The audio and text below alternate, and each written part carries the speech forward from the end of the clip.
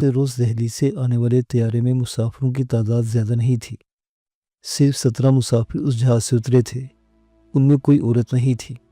6 civilian मुसाफिर थे और बाकी फौजी ऑफिसर। दूसरी तरफ वानगी का वेटिंग लाउंज दिल्ली जाने वाले मुसाफिरों से खचाखच भरा हुआ था। तमाम सीटें ओके थीं, लेकिन इसके बावजूद चांस वालों की भी एक लंबी लाइन लगी हुई थी, लेकिन उनमें से किसी को भी सीट न मिल सकी। टर्मिनल से बाहर आने वाले मुसाफिरों में सेठ मल्होत्रा भी था। उसकी उम्र 50 और 55 के लगभग रही होगी। सफ़ेद धोती, सफ़ेद कुर्ता और काला कोट, सर पर काले रंग की दुबली किस्म की टोपी थी। उसके हाथ में ब्राउन रंग का चमड़े का एक बैग था। टर्मिनल से बाहर आकर उसने बैग सीने से लगा लिया और आंखों पर ऐनक दुरुस्त करते हुए इधर उधर देखने लगा। इसी असना में एक शख्स तकरीबन दौड़ता हुआ सेठ सुंदर मल्होत्रा के करीब पहुंच गया। लिबास से वो शोफर ही लगता था। सेठ मल्होत्रा उसके साथ चलता हुआ पार्किंग में खड़ी स्याह रंग की एक कार में बैठ गया। शोफर ने स्टीयरिंग के सामने बैठकर इंजन स्टार्ट कर दिया और गाड़ी एक झटके से हरकत में आकर पार्किंग से बाहर आ गई। गाड़ी जैसे ही शहर की तरफ जाने वाली सड़क पर मुड़ी, चंद गज दूर दरख्तों के नीचे खड़ी एक मोबाइल वैन भी हरकत में आ गई। उस मोबाइल वैन में 6 पुलिस वाले थे। एक ड्राइवर के साथ अगली सीट पर बैठा हुआ था। दूसरा वैन पर नस्ल की मशीन गन पर हाथ रख के मुस्तैद खड़ा था। 4 पुलिस वाले वैन की बेंचनुमा सीटों पर बैठे थे। उन सबके हाथों में सब मशीन गन्नें थी। ये पुलिस मोबाइल वैन चंद गज का फासला देकर सेठ मल्होत्रा की कार के पीछे चल पड़ी। एयरपोर्ट के सामने पार्किंग में एक 18 सी कार में बैठे हुए 2 आदमी बड़ी गहरी नजरों से सेठ मल्होत्रा की कार उसके पीछे पुलिस की मोबाइल वैन को जाते देखते रहे। उन्हें ये समझने में देर नहीं लगी कि पुलिस की उस मोबाइल वैन को खास तौर पर एयरपोर्ट भेजा गया था। खटारा कार के स्टीयरिंग के सामने बैठे हुए शख्स ने इंजन स्टार्ट करके कार आगे बढ़ा दी। वो दोनों उधेड़ उम्र कश्मीरी थे और उनका ताल्लुक रहमान बाबा की लिबरेशन फ्रंट से था। वो लोग सेठ सुंदर मल्होत्रा की निगरानी के लिए ही एयरपोर्ट से आए थे। उनकी कार की पार्किंग से निकलने से पहले एक और कार आगे निकल चुकी थी और उनके ख्याल में अच्छा ही हुआ। सेठ सुंदर मल्होत्रा और उनकी कार के दरमियान एक और कार हायल होना उनके ख्याल में उनके हक में बेहतर ही था। इस तरह उन पर ताक़ुब का शुबा नहीं किया जा सकता था। एयरपोर्ट से शहर तक तकरीबन 20 मील का फासला बड़ी तेज़ी से तय हुआ। इस तवील रास्ते पर अगरचे जगह जगह फौजी पार्टियां पेट्रोलिंग करती रही हैं, लेकिन एयरपोर्ट की तरफ आने जाने वाले लोग ये खासा फासला बड़ी तेज़ी से तय करते थे। मुजाहिदीन का खौफ हर जहन पर तारी था। सेठ मल्होत्रा की कार श्रीनगर क्लब के अकब से होते हुए बंद रोड पहुंच गई। दरिया झेलम के मशरकी किनारे आबाद शहर का ये इलाका सरकारी अफसरों, वजीरों और शहर के दौलतमंदों की रहाइश के लिए मखसूस था। यहाँ बड़े बड़े बंगले थे। सेठ मल्होत्रा की कार भी बंद रोड के करीब एक कुशादा गली में मुड़कर एक बहुत बड़े बंगले के सामने रुक गई। पुलिस की मोबाइल वैन भी उससे चंद गज के फासले पर रुक चुकी थी। मल्होत्रा के ड्राइवर ने हॉर्न बजाया। अंदर से एक बावर्दी पुलिस वाले ने गेट खोल दिया। सेठ की कार अंदर दाखिल हो गई और पुलिस की मोबाइल वैन सड़क पर सीधी निकल गई। उस मोबाइल पार्टी की जिम्मे शायद इतना ही काम था कि वो सेठ को बाहिफाजत एयरपोर्ट से घर पहुंचा दे। उन दोनों उम्र रसीदा कश्मीरी मुजाहिदीन की 18 सी कार भी सेठ मल्होत्रा के बंगले के सामने से गुजरती चली गई। उसी शाम दोनों कश्मीरी मुजाहिदीन में से एक हाशिम के मकान में रहमान बाबा के सामने खड़ा था। वो अपनी रिपोर्ट देते हुए कह रहा था, सेठ सुंदर मल्होत्रा अपने 20 बच्चों को दिल्ली छोड़ाया है। कोठी में उसके पास एक मुलाजिम है, या फिर वो कांस्टेबल जो कोठी के गेट के करीब गार्ड कैबिन में बैठा सिगरेट पीता रहता है। अगली कोठी में एक सरकारी ऑफिसर रहाइश पजीर है, लेकिन वो अपने 20 बच्चों को छोड़ने के लिए आज सुबह की फ़्लाइट से दिल्ली गया है। उसकी वापसी में 3 दिन लगेंगे। वैसे हकीकत यह है कि बहुत से सरकारी बंगले आज तकरीबन खाली पड़े हैं। बड़े बड़े सिविलियन और फौजी ऑफिसर अपने 20 बच्चों को हिंदुस्तान भेज रहे हैं। वो पुलिस और फौज के पहरे के बावजूद अपने घरों को महफूज नहीं समझते। मुजाहिदीन के हमलों के खौफ ने उनकी रातों की नींदें उड़ा दी हैं। अब वो वक्त दूर नहीं जब ये लोग खुद भी हिंदुस्तान का रुख करने पर मजबूर हो जाएंगे। रहमान बाबा ने कहा। फिर चंद लम्हों की खामोशी के बाद बोला, बहरहाल यहाँ कौन कौन मौजूद है? तारिक अली, हाशिम और नीलम। सईद भी थोड़ी देर में आने वाला है, उस शख्स ने जवाब दिया। वो हाजी उस्मान था जिसने अपना हुलिया किस हद तक तब्दील कर रखा था। ठीक है, इतने ही आदमी काफ़ी होंगे। अब मैं जो कह रहा हूँ इसे गौर से सुनो, रहमान बाबा ने कहा और फिर उन्हें अपना मंसूबा समझाने लगा। आखिर में वो कह रहा था, उस्मान और हाशिम खाना खाते ही यहाँ से रवाना हो जाएंगे। वो दरिया में कश्ती पर तुम लोगों के मुंतज़िर रहेंगे। तारिक नीलम के साथ जाएगा और सईद तुम्हारे साथ जाएगा। मैं खानका पर तुम लोगों का इंतज़ार करूँगा। ठीक है, हम समझ गए। हाजी उस्मान ने सर हिला दिया। कुछ ही देर बाद हाशिम ने दस्तरखान पर खाना लगा दिया। खाना लगाने से पहले सईद भी पहुंच गया। खाना ख़त्म होते ही अली और सईद मकान से निकल गए। उस वक्त शाम के तकरीबन 8 बजे थे। 11 बजे तारिक और नीलम भी रुखसत हो गए और फिर हाजी उस्मान और हाशिम भी रहमान बाबा को खुदा हाफिज कहकर मकान से चले गए। तारिक नीलम को लेकर दरिया झेलम के मशरिकी किनारे पहुंच गया। दरिया के पुल पर फौज का पहरा था। उन्हें वहां से गुजरने के लिए खासी दुश्वारी का सामना करना पड़ा, लेकिन बहरहाल वो किसी न किसी तरह पुल से गुजरने में कामयाब हो गए। कुछ दूर तक वो बंद रोड पर चलते रहे और फिर बंगलों के दरमियान कुशादा गलियों में घूमते हुए उस सड़क पर आ गए। यह सेठ मल्होत्रा का बंगला था। उस सड़क पर भी बंगलों के सामने दरख्त लगे हुए थे। तारिक ने अक्सर बंगलों के अंदर मुसल्लह मुहाफिज खड़े देखे थे। उस वक्त रात के 12 बज चुके थे। 12:05 पर वो सेठ मल्होत्रा के बंगले पर पहुंच गया। तारिक अखरोट के एक तनावर दरख्त के पीछे छुप गया और नीलम ने गेट पर होले से दस्तक दी। इंतजार किए बगैर वो दोबारा दस्तक देने लगी। अंदाज ऐसा ही था जैसे बड़ी उजलत में हो। चंद सेकंड बाद ही गेट के ऊपर से मुहाफिज ने बाहर झांका। कौन हो तुम, क्या बात है? पुलिस वाले ने पूछा। मैं एक मजलूम कश्मीरी औरत हूँ, नीलम ने कहते हुए चादर उतार दी। गेट पर जलने वाले बल्ब की रोशनी में उसका नीम उरिया सीना साफ नजर आ रहा था। कुछ गुंडे मेरा पीछा कर रहे हैं। मैं बड़ी मुश्किल से उनसे बचकर इस तरफ आई हूँ, मेरी मदद करो। गुंडे इस तरफ पहुंचने ही वाले होंगे। पुलिस वाला गेट के ऊपर से गर्दन उठाए नीलम की तरफ देख रहा था। सुनसान गली, आधी रात का वक्त और जवानों हसीन औरत। पुलिस वाले की आंखों में चमक सी उभरी। उसने पंजों के बल खड़े होकर गर्दन और बाहर निकाली और सड़क पर दाएं बाएं देखने लगा। खुदा के लिए मेरी मदद करो, गुंडे इस तरफ आने ही वाले होंगे। नीलम घिघियाई। पुलिस वाले ने बड़ी आहिस्तगी से गेट खोल दिया। राइफल उसके कंधे से लटकी हुई थी। उसने एक बार फिर मुहताज नजरों से इधर देखा और नीलम का हाथ पकड़ते बोला, आओ अंदर आ जाओ, तुम ठीक जगह पर आई हो, यहाँ तुम्हारा कोई कुछ नहीं बिगाड़ सकता। नीलम उसके साथ गेट की तरफ बढ़ गई। पुलिस वाले के दिल में लड्डू फूट रहे थे। शायद वो सोच रहा था कि रात आराम से गुजर जाएगी। अभी वो पुलिस वाला गेट से एक कदम दूरी था कि तारिक बड़ी आहिस्तगी से दरख्त की आड़ से निकला और बिल्ली की चाल चलता पुलिस वाले की पुश्त पर पहुंच गया। अचानक एक छोटा सा पत्थर उसके पैर से टकराया। पत्थर के लुढ़कने की आवाज़ सुनकर पुलिस वाला तेजी से पीछे मुड़ा, लेकिन उसे बहुत देर हो चुकी थी। तारिक ने बड़ी फुर्ती से उछलकर उसे दबोच लिया। उसका एक हाथ पुलिस वाले के मुंह पर जम गया ताकि वो चीख न सके। वो पुलिस वाले को घसीटते वो अंदर ले गया। नीलम ने जल्दी से गेट बंद कर दिया। तारिक पुलिस वाले को लेकर गेट से मुल्क गार्ड कैबिन में आ गया। पुलिस वाले की राइफल नीचे गिर गई थी, जिसे नीलम ने उठा लिया। कैबिन खाशा कुसादा था। अंदर 2 कुर्सियां पड़ी थी और एक कोने में फर्श पर चाय का खाली कप भी रखा हुआ था। कैबिन में दाखिल होकर नीलम ने राइफल पुलिस वाले पर तान ली। तुम्हारे सामने खड़ी ये हसीन औरत बड़ी जालिम और संगदिल है। तारिक ने पुलिस वाले की कान में सरगोशी की। मैं तुम्हारे मुंह से हाथ हटा रहा हूँ, लेकिन अगर तुमने कोई मामूली सी आवाज़ भी निकाली तो ये हसीना तुम्हारी खोपड़ी उड़ा देगी। नीलम ने ऑटोमेटिक राइफल का सेफ्टी केज हटा दिया। क्लिक की हल्की सी आवाज़ पुलिस वाले के दिमाग पर वजनी हथौड़े की ज़रब से कम नहीं थी। उसने बेबस निगाहों से तारिक की तरफ देखते हुए गर्दन को असबात में हरकत दी। गुड, अक्लमंद हो। तारिक ने कहते उसके मुंह से हाथ हटा दिया। और अब जल्दी से अपनी यूनिफॉर्म उतार दो। क्या? पुलिस वाला हकला कर रह गया। मैं जो कह रहा हूँ वो करो। तारिक के मुंह से गुर्राहट से निकली। पुलिस वाले ने नीलम को देखते हुए वर्दी उतारना शुरू कर दी। चंद सेकंड बाद उसकी जिस्म पर सिर्फ एक जांघिया और बुनियाद नजर आ रही थी। तारिक ने उसकी यूनिफॉर्म अपने जिस्म के ऊपर ही पहन ली, फिर पुलिस वाले को बांधकर कैबिन में एक तरफ डाल दिया। राइफल अब तारिक ने ले ली थी। उसने नीलम को इशारा किया और वो दोनों कैबिन से निकलकर मकान के बरामदे की तरफ चलने लगे। बरामदे में मध्यम रोशनी का बल्ब जल रहा था। तारिक ने 2-3 मरतबा दरवाजे को होले से खटखटाया। कुछ ही देर बाद अंदर से दरवाज़ा खुल गया। दरवाज़ा खोलने वाला वही ड्राइवर था जो सुबह सेठ सुंदर मल्होत्रा को एयरपोर्ट से लेकर आया था। क्या बात है मनोहर, और ये कौन है? ड्राइवर ने तारिक की तरफ देखा, फिर नीलम की तरफ देखने लगा। तारिक ने टोपी पेशानी पर झुका रखी थी, जिसकी वजह से ड्राइवर उसका चेहरा नहीं देख सका। ये लोडिया कहीं से भटकती हुई आ गई है। सेठ से कहो। सेठ की ऐसी की तैसी।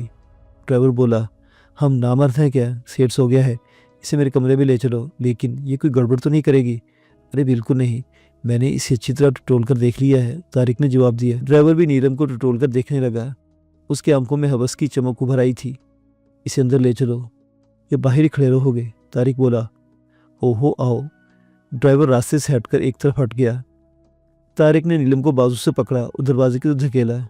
नीलम खौफसदा होने की बड़ी शानदार अदाकारी कर रही थी। उसके फौरन बाद तारिक ने भी अंदर दाखिल होकर नीलम को मजीद आगे धकेल दिया। ठीक उसी लम्हे बाहर हल्के कदमों की आवाज़ सुनाई दी। ये कौन है? ड्राइवर बोला। अपने ही आदमी परेशान होने की ज़रूरत नहीं, तारिक ने कहते हुए ड्राइवर पर राइफल तान ली।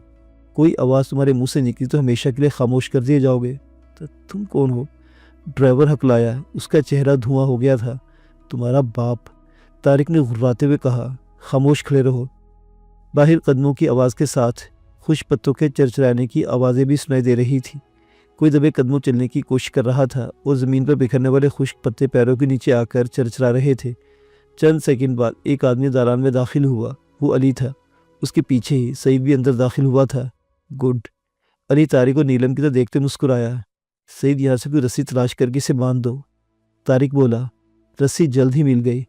ड्राइवर को बांधकर एक तरफ डाल दिया गया। उसके मुंह में भी कपड़ा ठूस दिया गया था। लेकिन तुम यहीं रुको और सईद तुम बाहर जाकर गिराज से शेर की गाड़ी निकालकर बरामदे में ले आओ, तारिक ने कहा और अली को इशारा करता हुआ एक कमरे की तरफ बढ़ गया। उस वसीऔर इस कोठी में कई कमरे थे। आखिरकार सेठ सुंदर मल्होत्रा एक कमरे में मिल गया। ये बहुत ही शानदार बेडरूम था। सेठ सुंदर मल्होत्रा का चेहरा बड़ा परिसरा लग रहा था। तारिक ने तेज रोशनी का बल्ब जला दिया और सेठ की तरफ राइफल तान कर खड़ा हो गया। इसके साथ ही उसने अली को इशारा किया। अली ने आगे बढ़कर सेठ के ऊपर से लिहाफ खींच लिया। सेठ मल्होत्रा हड़बड़ाकर उठ गया।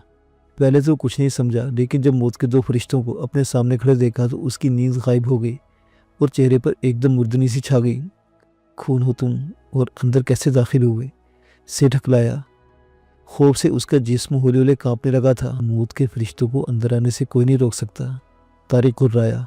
तो तुम लोग क्या चाहते हो? दौलत ले लो, ये सारी दौलत ले लो और यहाँ से चले जाओ। तो तिजोरी वो सामने है, चाबी मैं देता हूँ।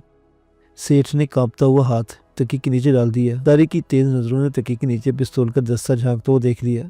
उसने आगे बढ़कर राइफल का बट पूरी कुव्वत से सेठ के जबड़े पर रसीद कर दिया। सेठ के मुंह से हल्की सी चीख निकल गई। आराम से बैठे रहो, चाबी मैं खुद दे देता हूँ। तारिक ने आगे बढ़कर तकिए के नीचे से पिस्तौल निकाल लिया। चाबियों का गुच्छा भी तकिए के नीचे ही था। ये चाबियाँ उठाओ और तिजोरी खोलो। इस मर्तबा कोई चालाकी दिखाने की कोशिश की तो खोपड़ी तोड़ दूंगा। सेठ मल्होत्रा पलंग से उतरकर दीवार के करीब सादा कदे आदम तिजोरी के पास चला गया। उसकी टांगें बुरी तरह कांप रही थी। उसने कांपते हाथों से बड़ी मुश्किल से तिजोरी खोली थी। तारिक ने उसे धक्का देकर पीछे हटा दिया और तिजोरी में झांकने लगा। तिजोरी में करेंसी नोटों की गड्डियाँ बड़ी सलीके से सजी हुई थी। दो खानों में जेवरात के डिब्बे रखे हुए थे। एक खाने में कुछ बही खाते और फाइलें रखी हुई थी। तारिक ने बिस्तर की चादर उतार कर तिजोरी के सामने फर्श पर बिछा दी और तिजोरी की एक एक चीज़ निकालकर चादर में डाल दी। फाइलें और बही खाते भी तिजोरी से चादर पर मुंतकिल हो चुके थे। तिजोरी से बरामद होने वाली रकम लाखों रुपए थी और जेवरात भी लाखों मालियत के थे। ये वो दौलत थी जो गरीब कश्मीरियों का खून चूस कर जमा की गई थी। तारिक ने चादर की गठरी बांध ली। अली को इशारा किया। चलिए सेठ साहिब।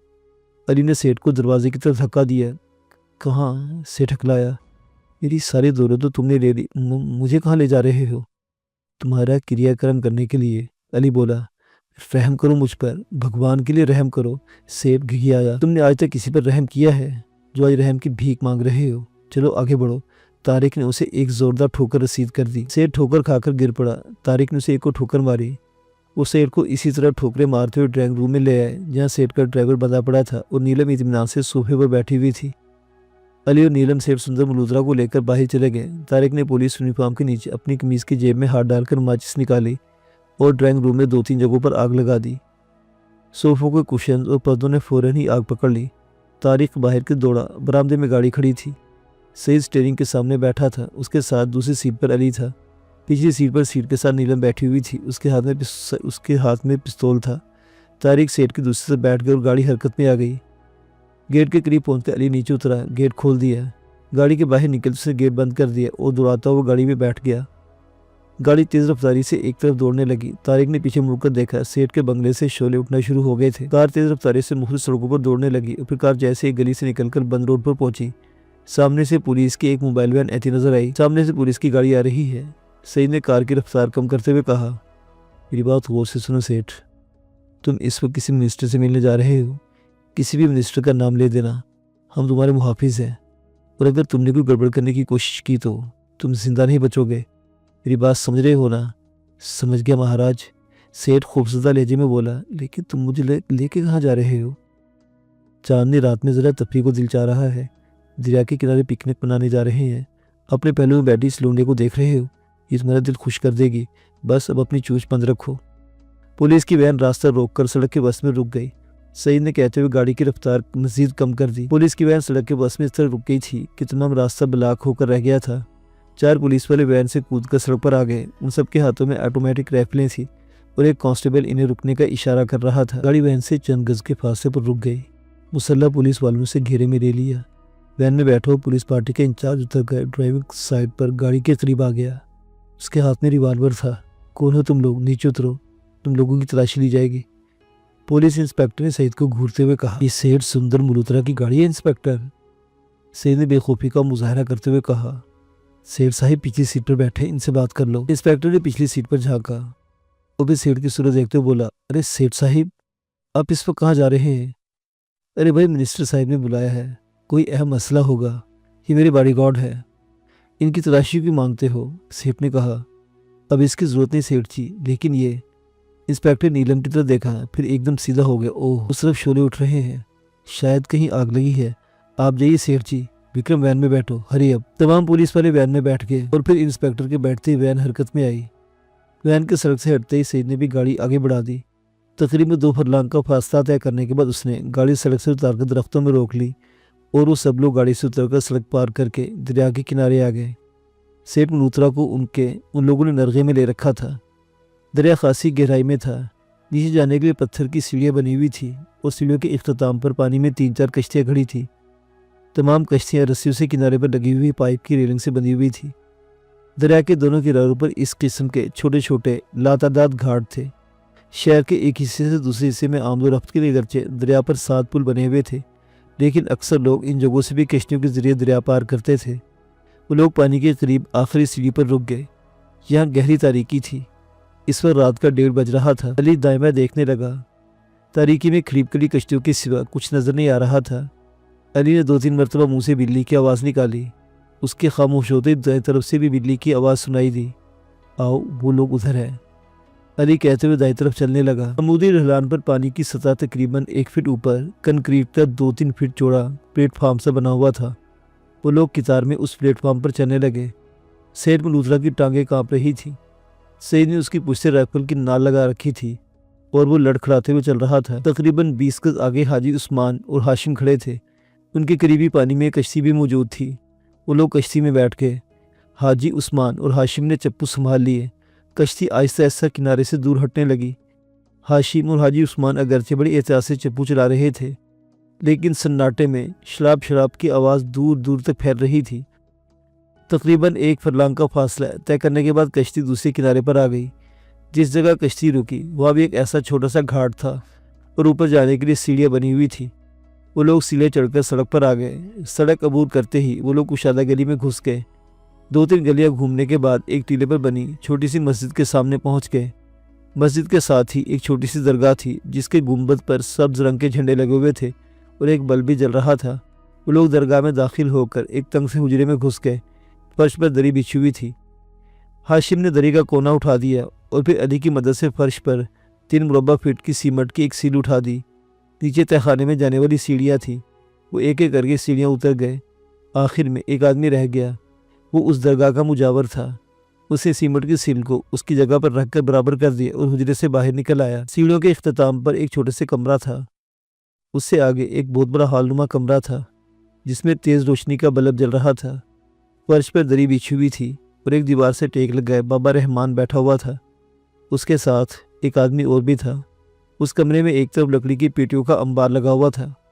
उन पेटियों में दस्ती बम, ऑटोमेटिक राइफलें, मैगजीन और मुख्तलिफ किस्म का असला भरा हुआ था।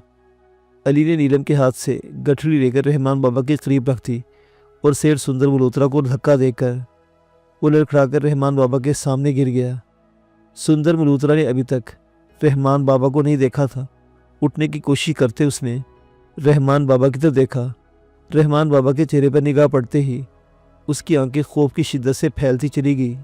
रहमान बाबा, सेठ सुंदर मल्होत्रा के मुंह से निकला और वो झूमता हुआ एक बार फिर ढेर हो गया। मुअज़्ज़िज़ सामीन व नाज़रीन, मुजाहिदीन आज़ादी की ये हकीकी दास्तान अभी जारी है।